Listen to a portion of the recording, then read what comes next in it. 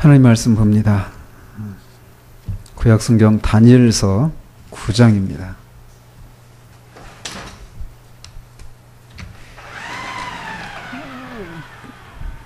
구약성경 다니엘서 9장 24절에서 27절까지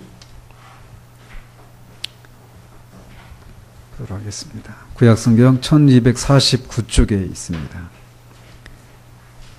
다니엘서 9장 24절에서 27절까지 같이 읽도록 하겠습니다.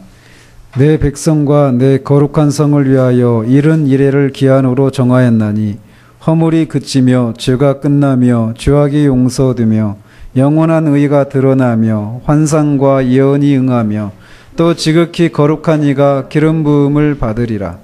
그러므로 너는 깨달아 알지니라. 예루살렘을 중건하라는 영이 날 때부터 기름 부음을 받은 자 곧 왕이 일어나기까지 7 이레와 62 이레가 지날 것이요 그 곤란한 동안에 성이 중건되어 우리가 세워질 것이며 62 이레 후에 기름 부음을 받은 자가 끊어져 없어질 것이며 장차 한 왕의 백성이 와서 그 성읍과 성소를 무너뜨리려니와 그의 마지막은 홍수의 휩쓸림 같을 것이며 또 끝까지 전쟁이 있으리니 황폐할 것이 작정되었느니라. 그가 장차 많은 사람들과 더불어 한 이레 동안의 언약을 굳게 맺고 그가 그 이레 절반의 제사와 예물을 금지할 것이며 또 포악하여 가증한 것이 날개를 의지하여 설 것이며 또 이미 정한 종말까지 진노가 황폐하게 하는 자에게 쏟아지리라 하였느니라 하니라. 아멘. 지난주에도 이 본문을 가지고 살펴봤죠. 그러면서 이 본문에 대한 왜 이 본문을 살피죠? 근데 왜 갑자기 다니엘서 이 9장을 살피게 되었죠? 어떤 상황에서 주님이 오시기 전에 어떤 징조들이 일어나는가 이거를 우리가 다루다가 그것과 관련된 본문들 중에 이제 하나를 우리가 살피는 중이었어요. 그러면서 이제 다니엘서 9장 이 본문을 이 해석하는 전통적인 그런 해석이 있었는데 1830년대 이후에 다비를 중심으로 해서 새로운 그런 해석을 하는 그런 학파들이 생겨났다. 그러면서 그 학파에서 이 본문을 어떻게 해석하는가를 우리가 살펴봤습니다. 그래서 쟁점이 되는 게 뭐였죠?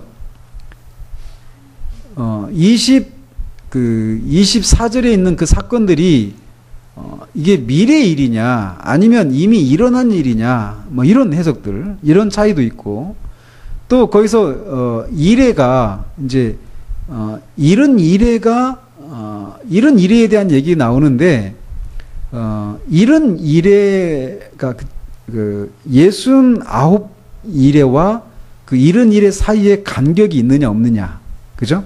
그래서 1830년대에 생겨난 그 학파 같은 경우는 이 69 이래와 이런 이래 사이에는 큰 간격이 있다.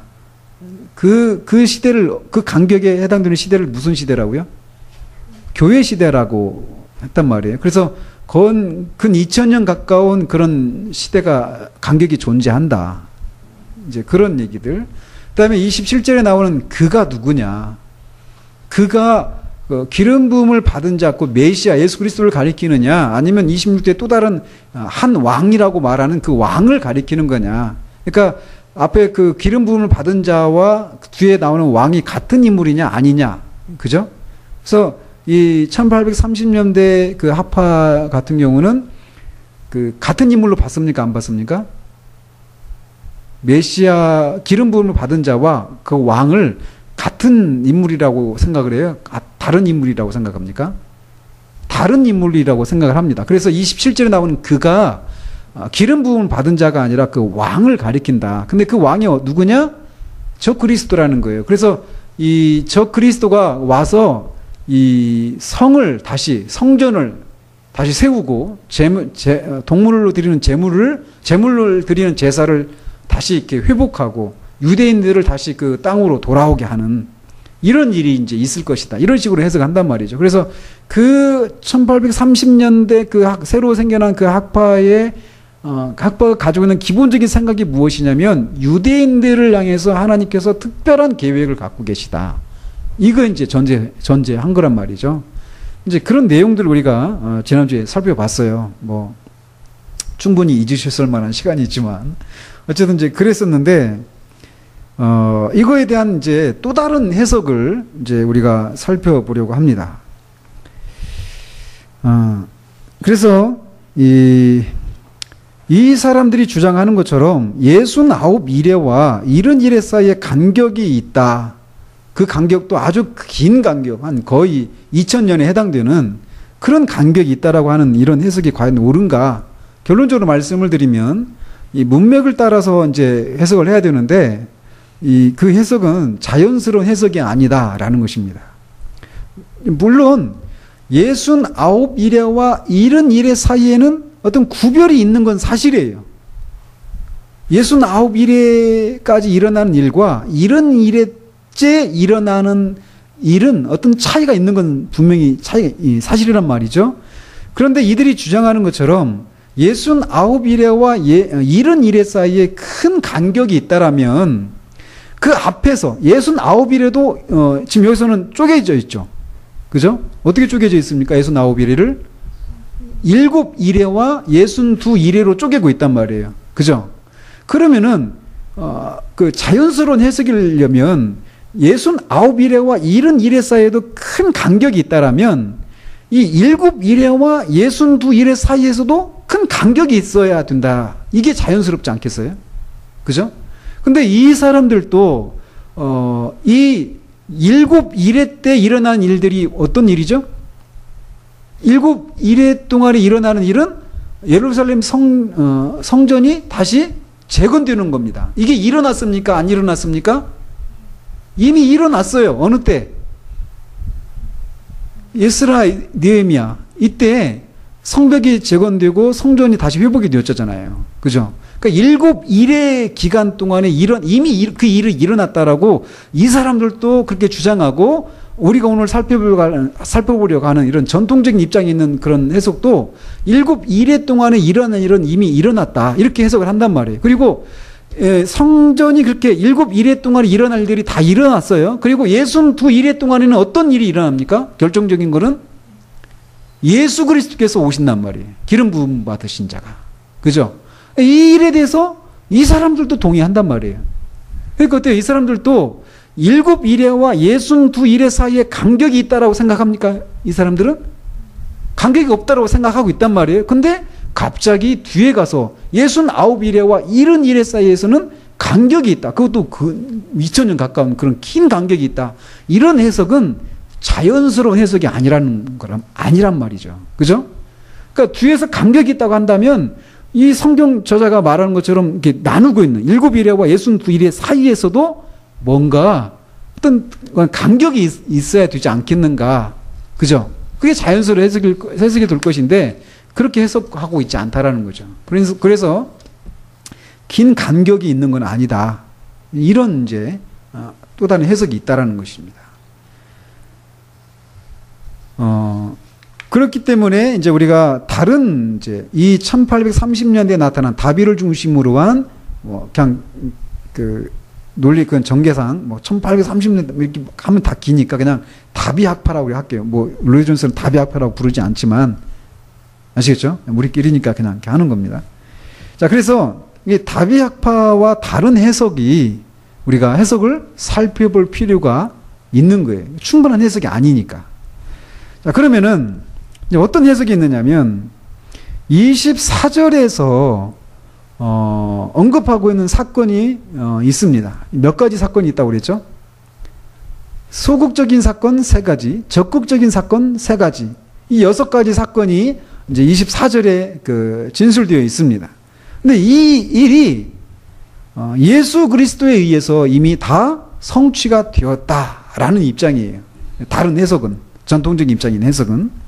그래서 내 백성과 내 거룩한 성을 위하여 이런 이래를 기한으로 정하였나니라고 하면서 먼저 앞에 3가지 소극적인 일들을 언급합니다. 허물이 그치며 죄가 끝나며 죄악이 용서되며 그리고 또 3가지 적극적인 일을 또 언급하고 있는데 영원한 의가 드러나며 환상과 예언이 응하며 지극히 거룩한 이가 기름 부음을 받으리라. 다 이것들이 다 뭐냐면 예수 그리스도께서 이 성육신 하시고 그의 사심과 죽으심과 다시 사심을 통해서 이루신 죄인과 하나님 사이를 화해시키고 우리의 죄를 끝이고 또 영원한 의, 하나님 앞 우리가 의롭다고 일컬어지는 그런 영원한 의를 그리스도께서 다 나타내셨단 말이죠. 그래서 24절에 있는 이 일들은 다 이루어진 일이다라는 것입니다. 그러니까 이게 이제 우리의 그런 입장이기도 합니다. 이게 그래서 선지자 죄를 깨끗이 하는 그런 길들이 다 열렸고 선지자들의 예언과 환상도 모두 이루어졌다라는 거예요. 예수 그리스도를 통해서.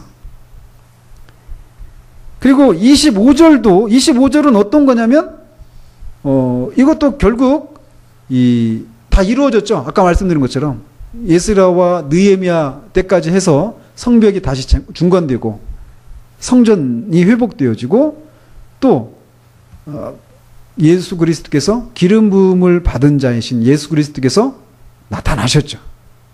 62일에까지 다 일어났어요. 7일에와 62일에 사이에서 예언되고 있는 이 모든 일들이 다 이미 성취가 되었다라는 거예요. 24절과 25절은.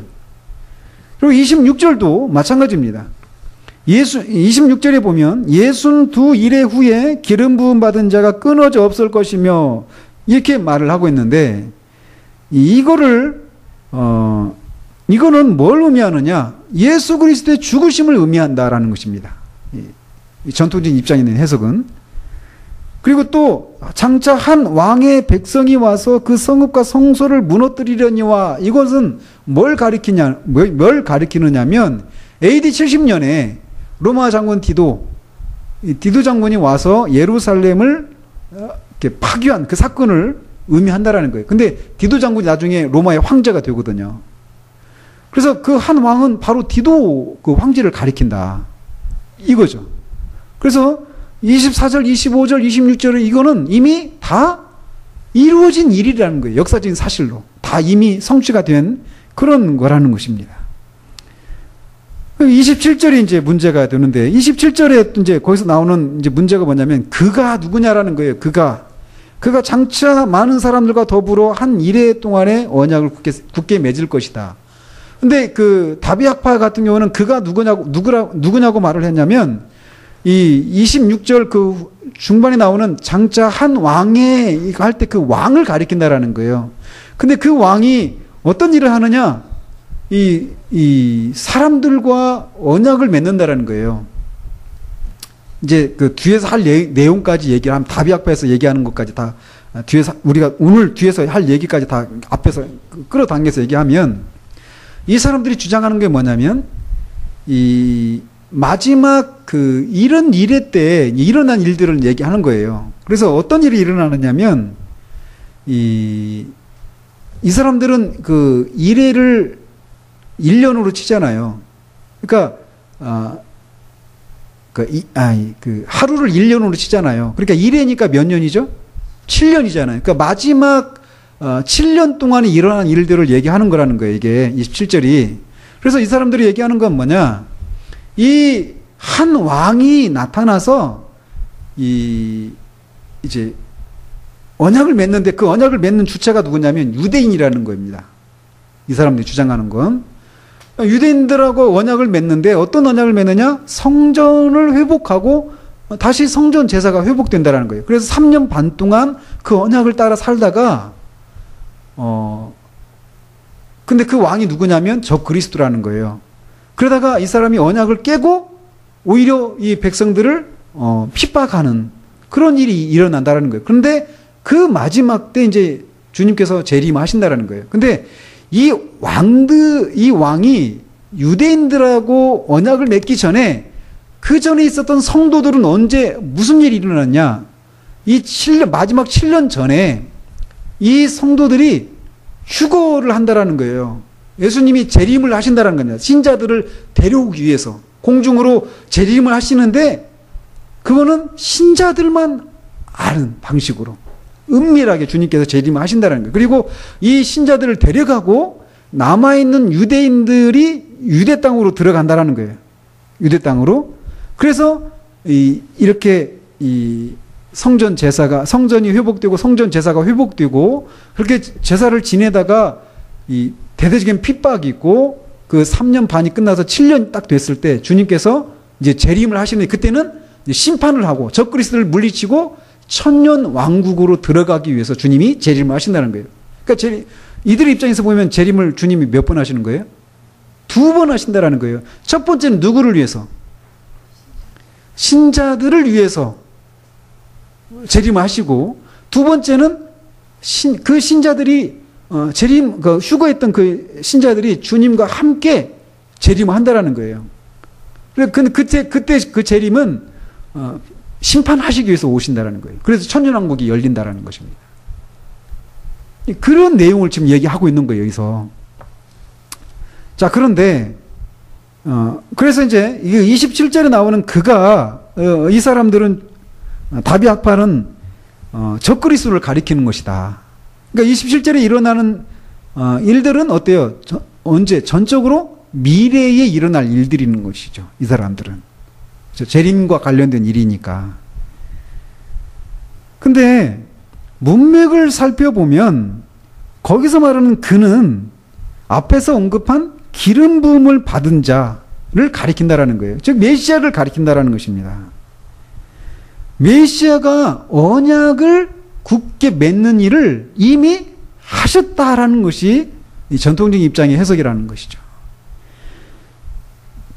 거기서 언약을 굳게 맺고 이렇게 우리말도 이렇게 번역이 됐는데, 이거는 이 다비학파 이 사람들이 주장하는 것처럼 적그리스도가 남아있는 유대인들과 새로운 언약을 맺었다, 이런 의미가 아니라 이미 존재하고 있는 언약을 굳게 맺었다, 이렇게 해석을 하는 것이, 번역을 하는 것이 옳은 번역이라는 것입니다. 그러니까 더 정확한 번역은 언약을 굳게 맺고 이게 아니라 언약을 확정하겠고, 이렇게 번역을 하는 게 더 바른 번역이라는 것입니다. 이미 있는 언약은 뭐냐면 하나님께서 타락한 이 인류를 은혜로 구원하시겠다라고 하는 그 은혜의 언약을 확정하시는 거예요. 성취하시는 것입니다. 그러니까 그 최초의 은혜 언약이 언제 인류 역사 가운데 이렇게 공개되죠? 아담이죠. 그죠? 창세기 3장 15절에서 아담과 그 여자의 후손이 뱀의 머리를 상하게 하고 뱀이 여자의 후손의 발꿈치를 상하게 한다. 그죠? 그게 뭐 언약이란 말이죠. 그 은혜 언약이 점점 그 아브라함을 거쳐서 시내산 언약을 거쳐서 점점 이렇게 더 분명해지잖아요. 다윗을 거쳐서 이렇게. 그죠? 예레미야 때 새 언약으로 이렇게 나타난단 말이죠. 근데 이 언약은 이미 그렇게 존재해 왔었다라는 거예요. 근데 그렇게 존재해 왔었던 은혜 언약을 그리스도께서 오셔서 그거를 굳게 세우고 견고하게 하셨다라는 것입니다. 이 언약을 성취를 하셨다라는 거예요. 그래서 히브리서 기자가 말하는 것처럼 그리스도께서 자신의 피를 뿌려서 이 언약을 비준하셨다라는 것입니다. 그러니까 언약을 굳게 맺고 이 일이 이미 이루어졌다는 겁니까? 안 이루어졌다는 얘기예요? 이미 이루어졌다는 거예요. 그런데 그 언약을 굳게 맺은 존재가 그가 누구냐면 바로 앞에 있는 메시아를 가리킨다. 즉 그리스도를 가리킨다라는 것입니다. 그리고 계속 보면은 언약을 굳게 맺고 보면 그가 그 일의 그러니까 일의 절반이니까 뭡니까? 3년 반이죠. 그죠? 그 절반에 제사와 예물을 금지할 것이며, 그러니까 이 다비학파는 3년 반 동안은 제사와 예물을 이렇게 보장했다가 3년 반이 지나고 나서 이거 언약을 깨고 이것을 이렇게 했다, 이렇게 주장하는데, 이 언약을 제물을 금지했다, 이거는 예수 그리스도께서 오셔서 이미 이루어졌다라는 거예요. 예수님이 이 제사의 원형이시잖아요. 그죠? 이 원형이신 예수님이 오셨으니까 영단번에 그의 피를 통해서 영단번에 드려지는 그 희생제사가 완전히 드려졌기 때문에 더 이상 이런 제사가 필요 없는 거죠. 그러니까 금해졌다라는 겁니다. 그거를 말해주는 것이라는 것이죠. 그리고 그리고 그 다음 구절 보면 또 포악하여 가증한 것이 날개를 의지하여 설 것이며 또 이미 정한 종말까지 진노가 황폐하게 하는 자에게 쏟아지리라. 이것도 결국 무엇을 가리키느냐면 AD 70년에 예루살렘 성전 그 파괴를 통해서 이미 이것도 이루어진 일을 묘사하고 있는 것이다 라는 것입니다. 그렇기 때문에 이 27절에 있는 이 예언도 이미 성취된 예언이라는 것이에요. 다비아파 같은 경우는 이 69일에와 71일 사이에는 간격이 있다고 하는데 그게 아니라는 것입니다. 이미 이 예수님에 의해서 이미 성취된 예언이고 또 주 70년의 성전 파괴로 이미 성취된 예언이라는 것이에요. 그래서 69일에와 71일 사이에 간격이 있다고 볼 수가 있다 없다? 없다라는 것입니다. 그래서 이런 번째 일에는 69일에 바로 다음에 이어진다라는 겁니다. 이어진다라는 거예요. 큰 간격이 있는 게 아니라. 자, 그래서 이제 이렇게 하고 또 이 학파에서 가르치는 게 이거예요. 아까 말씀드린 것처럼 주님이 오시는 시기에 대해서 지금 우리가 얘기했잖아요. 근데 이들은 또 주님이 오시는 방법에 대해서도 새로운 견해를 주장을 한다라는 것이에요. 아까 말씀드린 게 그거예요. 그래서 일반적으로 그 가르침을 성도의 사전 휴거라고 이렇게 얘기를 합니다. 성도들이 미리 휴거를 하는 거예요. 그래서 그 내용은 뒤에 가서 살펴보고 이 가르침이 처음 등장하는 곳이 이 다비의 친구였던 데오도시아 윙필드 파워스코트라고 하는 사람이 있습니다. 저도 그분이 누군지는 몰라요. 근데 그 파워스코트라고 하는 그 사람이 주도한 파워스코트 예언 집회라고 하는 것이 있었답니다. 그 파워스코트 예언 집회 이렇게 알려진 그 수련회가 있었다고 해요. 근데 거기에서 이제 이 가르침이 처음 등장을 했다라는 것입니다. 그래서 그 가르침의 핵심은 무엇이냐면 그리스도의 재림에 대해서 우리가 재림에 관련된 용어들 우리가 맨 처음에 서론에서 살펴봤죠. 기억나십니까? 그래서 주님의 재림을 가리키는 여러 가지 용어들이 있었잖아요. 그래서 그리스도의 오심 이런 용어도 우리 살펴봤고 주의 날, 주님의 나타나심, 파루시아, 현현 이런 용어들을 살펴봤잖아요. 근데 우리가 그때 살펴볼 때 결론적으로 어떤 말씀을 드렸죠? 이런 용어들이 같은 개념이다, 같은 개념이 아니다? 같은 개념이라는 것입니다. 이거 표현하는 그런 방법상의 차이지 어떤 본질적인 차이가 있는 용어는 아니라는 것이에요. 그런데 이 사람들은 이거를 다르게 보는 거예요. 이거를. 그래서 주님이 오시는 것과 오신 주님이 나타나는 것, 현현하는 것, 파루시아하는 것, 이거는 다르다라는 것입니다. 이들의 주장은. 그래서 이 주님의 오심은 주님의 오심과 나타나심은 언뜻 보면 차이가 있잖아요. 그죠? 이들의 주장처럼. 그래서 오신 주님이 모르고 있을 수도 있죠. 그죠? 오신 주님 오셨는데 모르고 있는데 그 주님이 오셨다라는 것을 나타내실 때 이제 그때 비로소 아는 사람들 그룹들이 있고 주님이 오셨을 때 이미 아는 그룹들도 있다라는 거예요. 이들의 주장은. 네? 이들의 주장이 그렇다는 게 이거 옳은 게 아니라 많이 졸리죠. 어떻게 해요? 근데 왜 이게 중요하냐면요.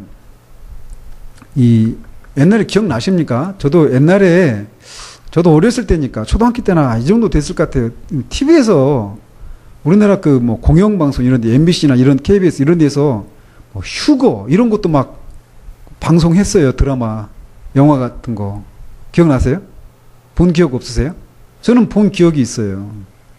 이종만 씨라고 돌아가셨을 거예요. 이런 분들, 한인수 씨 이런 분들, 무슨 지금도 활동하고 계시는 그 배우 탤런트 있어요. 이제 그런 분들이 막 이런 휴거에 관한 이런 드라마, 이런 것도, 영화 이런 것을 우리나라 TV에서 방영을 해줬다니까요. 제가 본 기억이 나요. 갑자기 사람이 없어지고 막 이런 거, 휴거 해가지고. 근데 그런 드라마 속에 드라마나 이런 영화 이런 거 보면은 그런 그 배경 보면 다 그 신학적인 사상이 다 깔려 있는 거거든요. 근데 이 다비 학파의 이 가르침들, 이런 가르침이 지금도 사람들 사이에서 유행하고 있어요. 지금도. 그렇기 때문에 주님이 어떤 방식으로 오는가에 대해서 성경이 뭐라고 말하는지를 우리가 살펴야 돼요. 아니면 우리가 넘어가는 거죠. 잘못된 가르침에. 자, 그래서 이 주님이 오신다라는 거예요. 첫 번째 재림이라는 거예요. 재림이 두 번에 걸쳐서 나눠서 나타난다는 것입니다. 그래서 주님이 처음 오실 때는 누구를 위해서 오시냐면 교회와 그리스도인들을 위해서 오신다라는 거예요. 세상과는 전혀 관련이 없다라는 것입니다. 세상은 몰라요. 그리고 그때 이미 죽은 그리스도인 성도들이 있잖아요. 이때 이 사람들도 부활을 합니다. 그리고 그때 주님이 오실 때 그 땅에 남아있는 그리스도인들 있잖아요. 그 사람들이 변화되어서 이렇게 이미 죽어서 부활한 그 성도들과 함께 공중으로 들림받아가지고 공중에서 주님을 만난다라는 겁니다. 그때 어떤 일이 일어나느냐? 이 세상에서 교회가 사라져요. 교회가 사라지고 교회 안에 계시는 성령도 교회와 함께 떠나신 다음에 이 땅에는 유대인들과 믿지 않는 불신자들만 남게 되는 거예요. 그래서 유대인들은 이 예루살렘, 그러니까 이스라엘 땅으로 다시 돌아가고 그때 27절에 있는 것처럼 성전이 건축되고 제사가 드려지게 될 것이다 라는 것입니다. 그 다음에 적그리스도가 나타나서 언약을 맺고 성전과 제사를 회복시킨다라는 겁니다. 그래서 이 일이 언제까지 지속되느냐, 이런 상태가 주님이 성도들과 부활했잖아요. 아까 이미 죽었던 성도들과 그때까지 살아있었던 성도들이 부활해가지고 변화되고 부활하고 또 변화되어서 공중에서 주님을 맞았잖아요. 이 사람들을 주님이 데려가신다라는 거예요. 근데 그러고 나서 이 적그리스도가 이렇게 핍박하고 통치하고 있는 이런 시기 끝에 그 주님과 함께 갔던 성도들이, 부활했던 성도들이 다시 온다라는 것입니다. 다시 오셔가지고 다시 오실 때까지 다시 오셔서 적그리스도를 멸망시키고 천년 왕국 시대를 열기 전까지 이렇게 적그리스도가 성전 제사를 회복시키고 제사를 다시 회복시키는 그런 일이 그때까지 지속이 된다라는 것입니다. 그러니까 주님이 두 번 오신 거예요. 성도들을 위해서 오시고 후에 이 7년 끝에 이 적그리스도를 멸망시키고 세상을 심판하시기 위해서 성도들과 함께, 떠났던 성도들과 함께 다시 재림을 하신다. 이게 이제 이들의 주장이라는 것입니다. 이렇게 재림이 두 단계로 이루어진다라는 거예요. 첫 번째, 오직 성도들을 자기에게로 영접하기 위해서 오시고, 두 번째는 성도들을 거느리고 적그리스도를 멸망시키고 천년 왕국 기간을 시작하기 위해서 오신다라는 것입니다. 그래서 첫 번째 주님이 오실 때는 성도들 이외에는 주님을 보지를 못한다라는 것입니다. 그래서 그때 성도들이 공중으로 올라가요. 그걸 뭐라고 그래요? 휴거라고 하잖아요. 근데 그 휴거가 은밀한 방식으로 휴거가 된다라는 것입니다. 그래서 불신자들은 주님이 오신 것을 몰라요. 그들이 아는 것은 뭐냐면 그때까지 자기들과 같이 있었던 그런 신자들이 더 이상 어디로 갔는지 모르겠는데 없어져 버렸다라는 것입니다. 이들의 입장은. 근데 얼마나 무섭겠어요. 묻지만. 한두 명이 아닐 거 아니에요. 수천만의 그런 수억이 될 수도 있겠죠. 주님이 오실 때 그렇게 은밀한 그런 방식으로 오셨을 때 휴거를 받는 사람이 수억이 될 수도 있단 말이에요. 우리 대한민국에도 지금 뭐 수백만이 될 수도 있고 수십만이 될 수도 있겠죠. 근데 그런 사람이 갑자기 생각해 보세요. 우리 가족들 중에 아직 불신자들도 있는데 오늘 학교 갔다 오니까 업무가 없어져 버렸어요. 이들이 주장은 그렇단 말이에요. 어디로 갔는지 몰라요. 없어져 버렸어요. 아무튼 이들의 주장은 그렇습니다. 그래서 은밀한 휴거는 사전에 징조가 있는 방식으로 휴거가 있다라는 겁니까? 아니라는 거예요. 그러니까 이들은. 그래서 전통적인 견해에서는 주님의 재림이 일어나기 전에 적그리스도가 나타나야 된다. 그죠? 불법의 사람이 나타나서 막 그 흥황케 되는 일들이 일어난단 말이죠. 그리고 그와 관련해서 많은 그런 사악한 일들이 나타난다. 전조가 있다. 이렇게 얘기하고 있는데 이 사람들은 그렇게 얘기하지 않았단 말이죠. 그렇다면 이 가르침이 어떻게 유래를 했는가? 어디서부터 나오기 시작했는가라는 것이에요. 이 부분을 우리가 보면서 이게 그냥 1830년대 일어났던 일이 아니라 지금도 우리 주변에서 이런 것들이 막 이렇게 회자된다라는 말 있잖아요. 넓게 막 사람들 입에서 이렇게 오르내리고 있는 이런 일이 지금도 있구나. 이런 걸 생각할 수 있어요. 그래서 이 가르침의 유래가 1830년대 이전에는 이런 가르침이 없었습니다. 그냥 주님이 한 번 오신다. 성도들도 알고 불신자들도 아는, 온 세상이 아는 그런 방식으로 한 번에 걸쳐서 오신다. 오셔서 천년왕국이 어떻게 있느냐, 이것에 대한 의견이 막 세 가지로 나뉘지만 크게 천년왕국과 관련해서 그런 의견이 나뉘지만 어쨌든 주님이 한 번 오신다. 이거는 이제 한 가지 의견밖에 없었는데 이때 이 사람들이 이제 주님이 두 번 걸쳐서 온다. 이런 얘기가 나왔는데 어디서 나왔느냐면 이 1830년대에 이 에드워드 어빙 있잖아요. 어빙. 그다음에 다비 얘기했잖아요. 어빙파, 다비파 이렇게 얘기하는데 이 사람의 계시에 의해서 이게 이제 나타나기 시작했다라고 얘기를 해요. 그래서 이 신약 본문 비평계의 가장 위대한 학자 중에 한 명이고 거룩한 하나님의 사람이었던 이 폴리머스 형제단 소속의 트레겔레스라고 하는 학자가 있었답니다. 트레겔레스라고 하는 성경 그 신약 본문 비평 학자가. 근데 이 사람이 이제 파워스콧 아까 말했죠. 파워스콧 예언 집회 거기에서 이제 이렇게 말을 했다고 그래요. 그 집회에는 이 어빙뿐만 아니라 다비 또 뉴턴은 어떤 사람이냐면 다시 이제 그 가톨릭으로 돌아가려고 하는 이런 움직임이 있었거든요. 옥스퍼드를 중심으로 해가지고 그런 지도자에 해당되는 사람이라고 제가 알고 있습니다. 근데 이렇게 그 집회는 다비와 뉴턴과 같은 그런 1830년대에 나타난 그 학파의 다른 유명한 사람들도 그 집회에 참석을 하고 있었는데 그 집회에서 트레겔레스라고 하는 학자가 이렇게 말을 했다고 그래요. 우리 주님이 은밀하게 오실 때 교회의 은밀한 휴거가 일어나리라는 가르침이 어빙 씨의 교회에서 방언의 형태로 발표되고 성령의 음성이라고 받아들여지기 이전에도 정말로 존재했는지 나는 알지 못한다. 그러니까 이런 일이 있기 전에는 없었다는 얘기죠, 결론적으로. 하지만 그런 현대적인 교리와 수로들은 그것이 누구의 주장이든지 간에 계시로 간주된 어빙의 말로부터 유래한 것이다. 이렇게 이 가르침이 어디서부터 나왔는가를 트레겔레스라는 학자가 그 집회에서 얘기를 하고 있는 거예요. 어빙의 이 계시, 소위 계시라고 하는 데서 이 가르침이 나왔다라는 것입니다. 그러면 어빙, 지난주에도 어빙에 대해서 잠깐 말씀을 드렸지만 이 사람을 한번 생각해 보자라는 것이죠. 그 사람이 어떤 사람이었느냐면 스코틀랜드의 위대한 토마스 차물스라고 하는 그런 사학자가 있었는데, 박사가 있었는데 그의 동역자였다가 런던으로 와가지고 교회 사역을 했는데 아주 많은 인기가 있었어요. 그 설교가 독특하고 재치가 있고 막 그래가지고.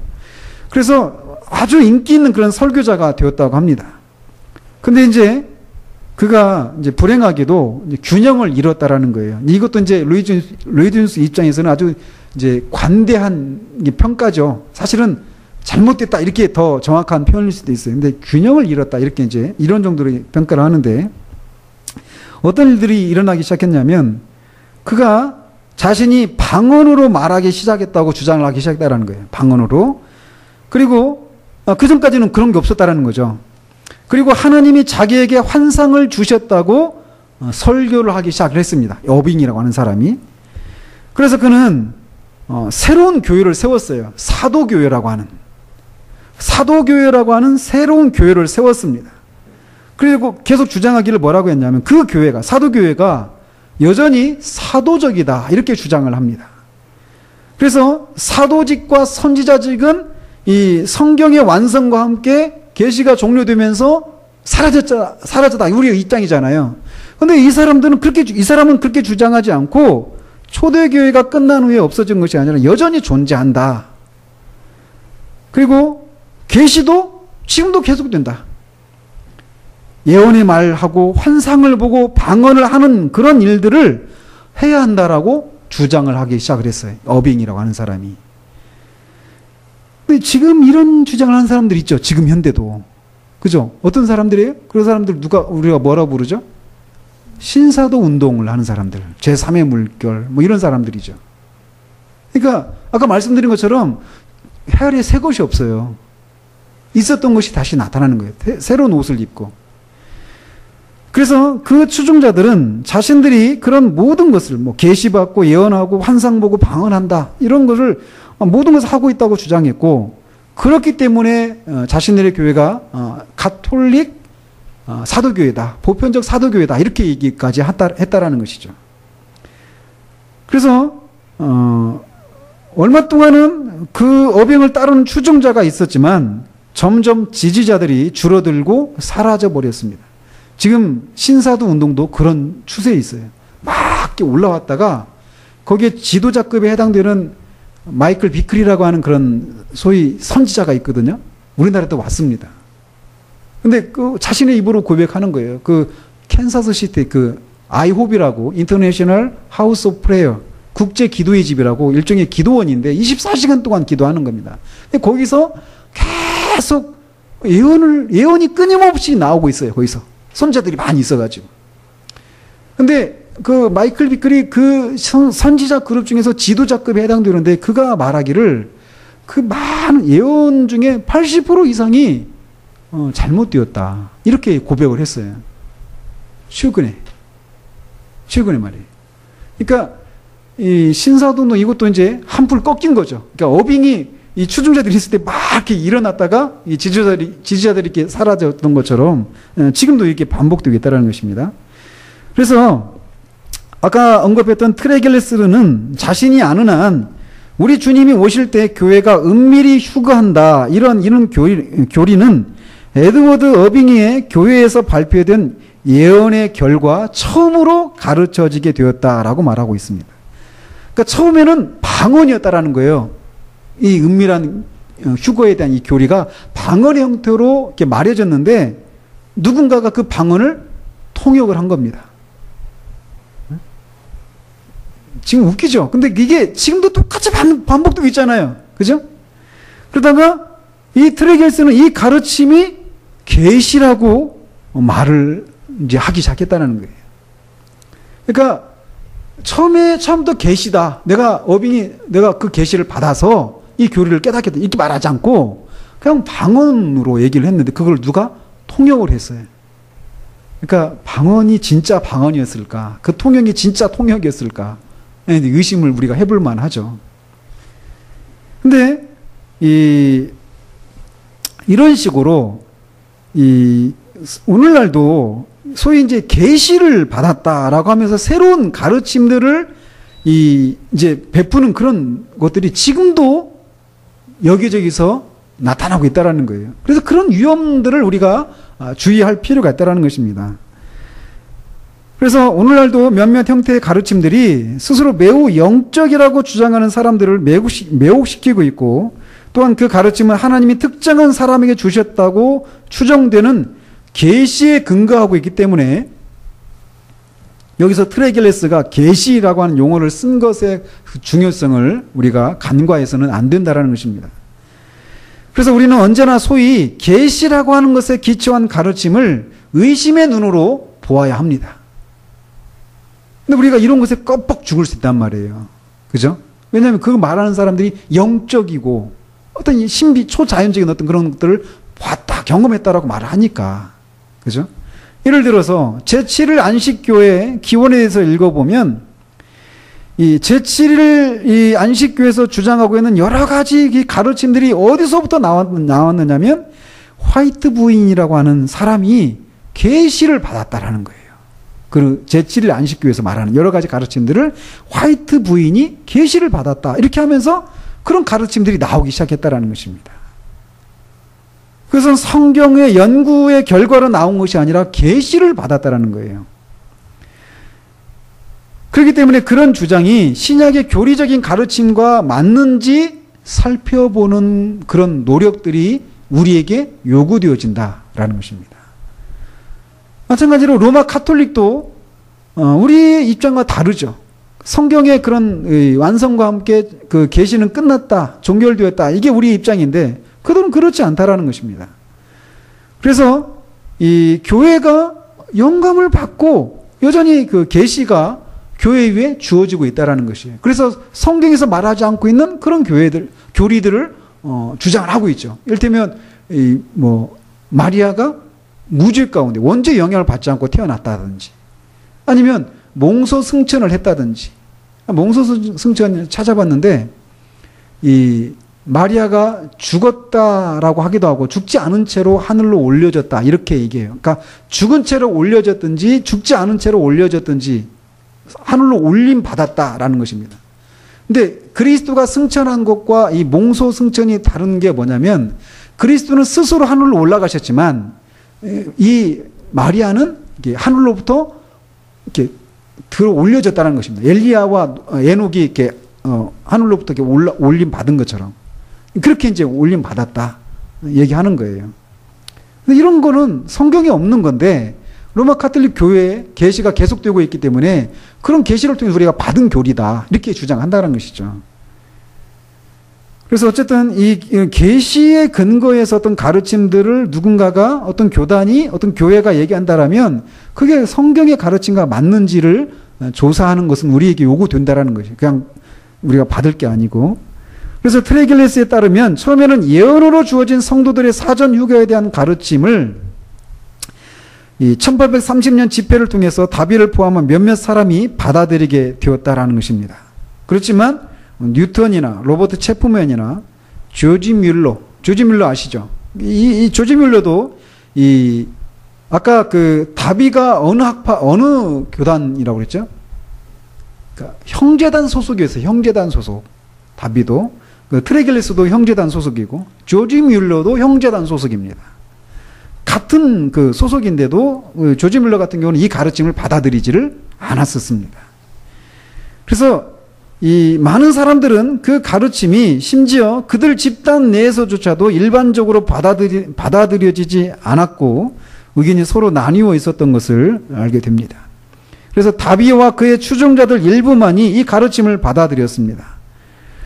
그러나 그들은 에드워드 어빙이 방언, 환상, 사도들 등에 대해서 말하기 시작했을 때 그와 완전히 관계를 끊었다라는 것입니다. 그런데 그럼에도 불구하고 이런 성도의 사전에 은밀한 휴거가 있다. 이 가르침이 지속되고 있고 지금도 여전히 남아있다라고 류준스는 얘기해요. 자, 그렇다면 이들은 그냥 무턱대고 계시를 받았다라고 말하는데 그 계시가 그냥 아무런 근거 없이 이렇게 얘기하는 것이 아니라 어떤 성경에 어떤 근거가 있다라고 주장을 해요, 이 사람들도. 근데 그 성경의 근거, 그러니까 지금까지는 그 성경에서 말하고 있는 것이 가려져 있었는데 계시를 통해서 그 성경의 의미가 이제 그 사람에게 딱 비밀이 밝혀졌다라는 것입니다. 그래서 이 은밀한 사전 휴거를 주장하는 근거 구절들을 한번 살펴보고 그것에 대한 반론을 얘기하면서 이렇게 마치도록 하겠습니다. 다 끝나가고 있어요. 자, 먼저는 이들은 데살로니가 후서 2장 8절을 얘기합니다. 거기 보면 그때 불법한 자가 나타나리니 주 예수께서 그의 입의 기운으로 그를 죽이시고 강림하여 나타나심으로 피하시리라. 자, 여기서 아까 또 주의 오심과 나타나심이 이들은 같다고 했습니까? 다르다고 했습니까? 예? 다르다라고 했잖아요. 근데 주의 오심은 누구를 위해서 오시는 것이라고 그랬어요? 성도들을 위해서. 주의 나타나심은 적그리스도를 심판하고 천년왕국을 열기 위해서 온다라는 거예요. 근데 데살로니가 후서 2장 8절을 보면 그때 불법한 자가 나타나리니 주 예수께서 그의 입의 기운으로 그를 죽이시고 강림하여 나타나심으로 패하시리라 이렇게 말하고 있단 말이죠. 그러니까 이 주 예수께서 나타나셔서 불법한 자를 패하신다. 그러니까 이게 두 번째 재림 때 있는 얘기라는 것이죠. 이들의 입장에서는. 그죠? 근데 이걸 가지고 얘기를 하는 거예요. 즉 주님의 오심과 오신 주님의 나타남 사이에는 구분이 있다라고 주장한다라는 거예요. 이들의 주장은. 근데 이거에 대한 반론이 이렇습니다. 뭐냐면 이 1장 9절과 10절이 이들의 주장이 잘못됐다는 것을 반박하고 있습니다. 거기 보면 이런 자들은 주의 얼굴과 그의 힘의 영광을 떠나 영원한 멸망의 형벌을 받으리로다. 그날에 그가 강림하사, 그러니까 앞에 부분은 누구를 향해서 말하고 있는 겁니까? 이런 자들은 주의 얼굴과 그의 힘의 영광을 떠나 영원한 멸망의 형벌을 받으리라. 성도입니까? 아니죠. 성도가 아니에요. 그러니까 그런 얘기를 하면서 또 그날에 그가 강림하사, 같은 날이죠. 그러니까 죄인을 멸망시킬 것이다라고 먼저 말하고 그날에 그가 강림하사 그의 성도들에게서 영광을 받으시고, 이건 뭡니까? 성도들에게도 영광을 받고, 근데 그 같은 날에, 그죠? 그러니까 같은 날에 죄인을 멸망시키고 성도들한테는 영광을 받으신다라는 거예요. 성경이. 근데 이들은 따로따로다 이렇게 얘기하는데 그렇지 않다라는 겁니다.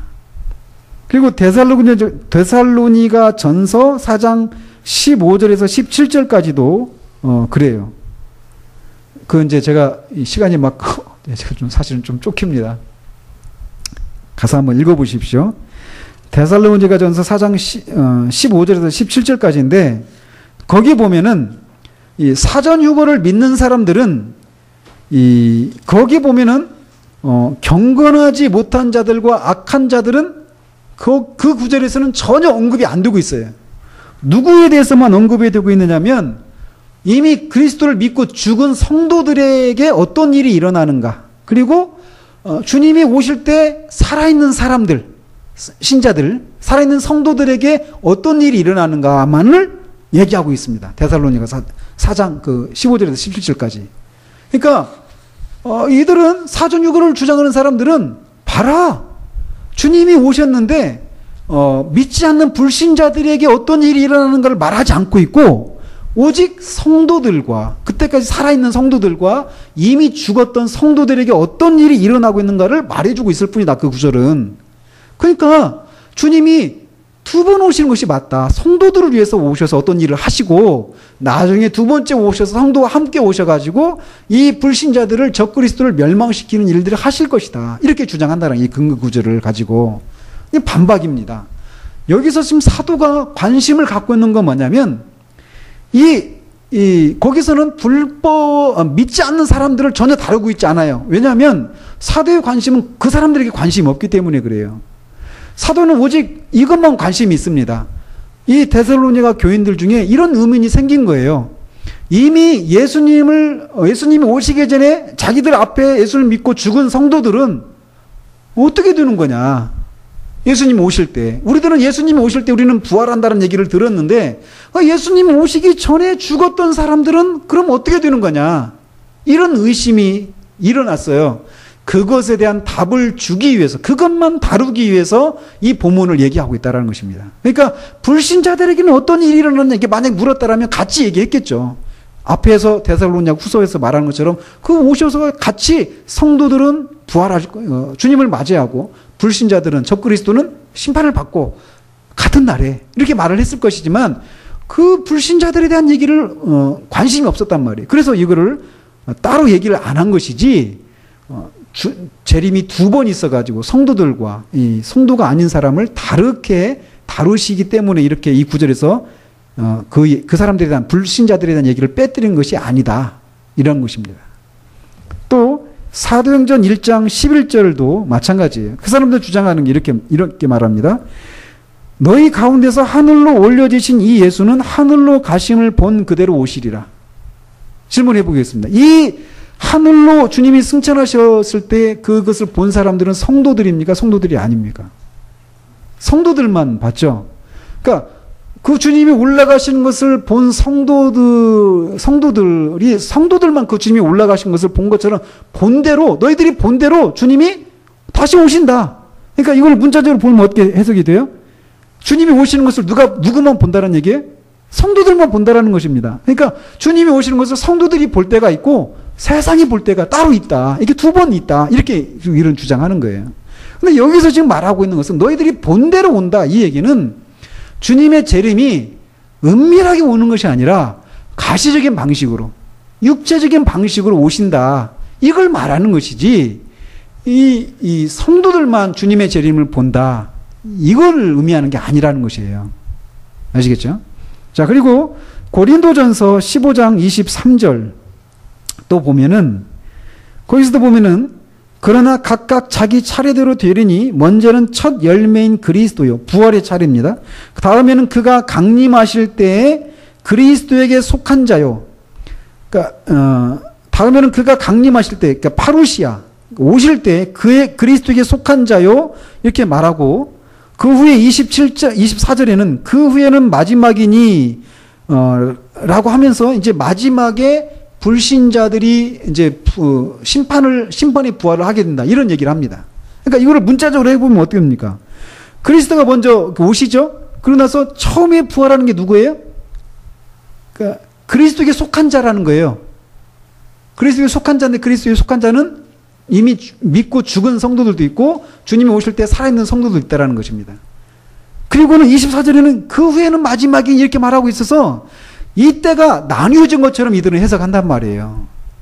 근데 이거는 그냥 같은 날에 일어나는 순서를 말하는 것이지 기간의 차이를 두고 이런 일이 일어난다. 이걸 말하는 게 아니라는 것입니다. 이 사도가 여기서 말하는 게. 근데 이들은 그런 식으로 어떤 기간의 차이를 두고 말하는 것이다. 주님의 재림이 두 번 있다. 이렇게 주장하는데 그건 잘못된 것이다. 또 마지막 근거 구절은 요한복음 5장 28절 29절에서 보면은 이를 놀랍게 여기지 말라. 무덤 속에 있는 자가 다 그의 음성을 들을 때가 오나니 선한 일을 행한 자는 생명의 부활로 악한 일을 행한 자는 심판의 부활로 나오리라. 이거를 이 사람들은 어떻게 말하느냐면 생명의 부활을 먼저 하고 그 나중에 두 번째 오실 때 심판의 부활을 하신다. 이렇게 해석한단 말이에요.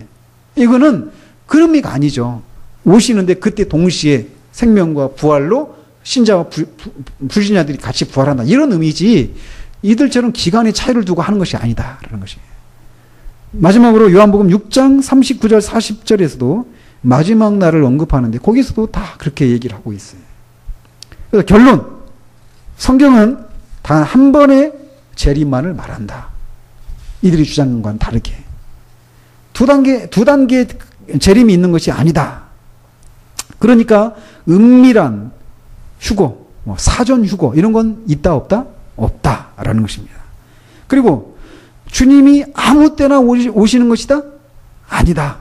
앞에서 우리가 살펴봤듯이 주님이 오시기 전에 어떤 징조가 있다라는 것입니다. 그래서 조지 뮬러가 이 같은 그 형제단 소속이었던 조지 뮬러는 이렇게 얘기를 합니다. 주님이 아무 때라도 오실 것을 기대할 수 있는가? 아니면 어떤 특정한 사건들이 성취된 후에 주님이 오시는가? 이런 질문을 받았을 때 이렇게 대답을 했다고 합니다. 나는 이 주제에 대해 대단히 다양한 견해가 있다는 것을 압니다. 그리고 나 자신의 깨달음을 다른 사람에게 강요하고 싶지는 않습니다. 하지만 그 질문은, 즉 주님이 오실 때 어떤 징조가 있느냐 없느냐 이런 질문은 나에게는 새로운 것이 아닙니다. 왜냐하면 거의 50년간 주의 깊고 성실하게 성경을 연구한 결과 나의 마음은 오래전에 정해졌으며 일말의 의심도 없습니다.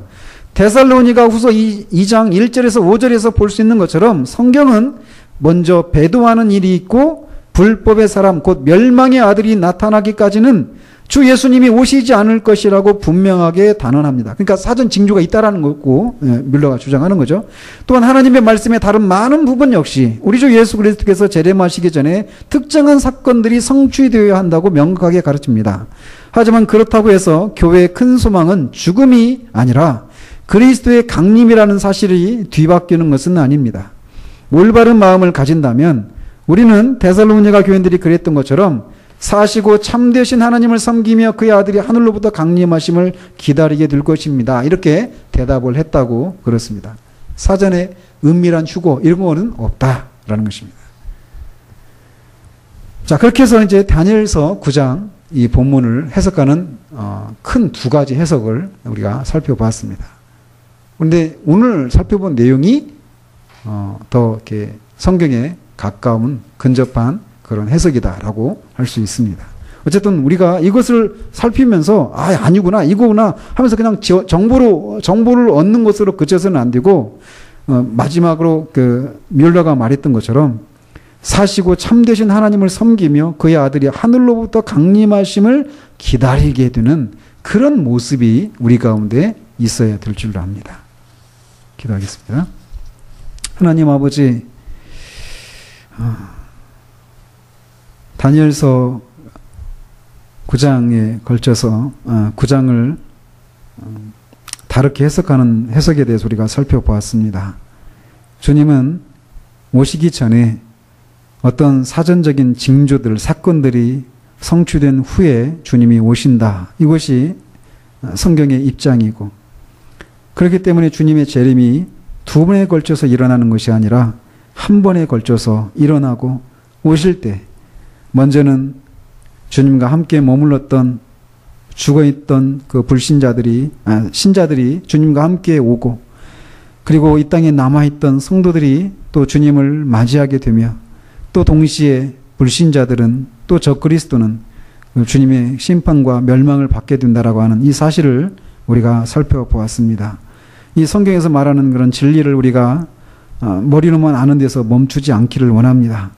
데살로니가 교인뿐만 아니라 수많은 믿음의 사람들이, 하나님의 사람들이 주님의 재림을 기다리며 그렇게 사모하며 살았던 것처럼 우리도 그렇게 주님의 재림을 사모하며 기다리며 살아가는 그런 삶의 태도들이 우리 가운데 있기를 소원합니다.